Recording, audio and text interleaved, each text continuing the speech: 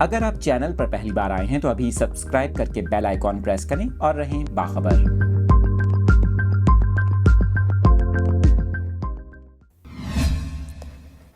Update کر رہے ہیں آپ کو۔ کراچی کے شہریوں کے لیے ایک اور بری خبر ہے، کیونکہ کہ الیکٹرک نے صارفین پر بجلی بم گرانے کی تیاری کر لی۔ آپ کو بتا رہے ہیں کہ الیکٹرک نے کراچی کے شہریوں کے لیے بجلی ایک ہی ماہ میں دوسری بار مہنگی کرنے کی درخواست نیپرا میں دائر کر دی۔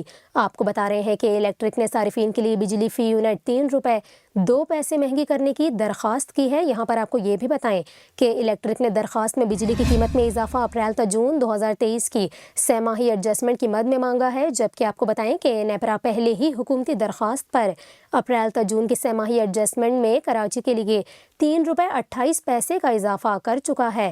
آپ کو بتائیں کہ نیپرا کے الیکٹرک کی اضافے کی درخواست پر سماعت کرے گا اور سماعت کے بعد اپنا فیصلہ وفاقی حکومت کو بھجوائے گا، جبکہ وفاقی حکومت کی منظوری کے بعد کہ الیکٹرک صارفین پر اضافے کا اطلاق ہوگا۔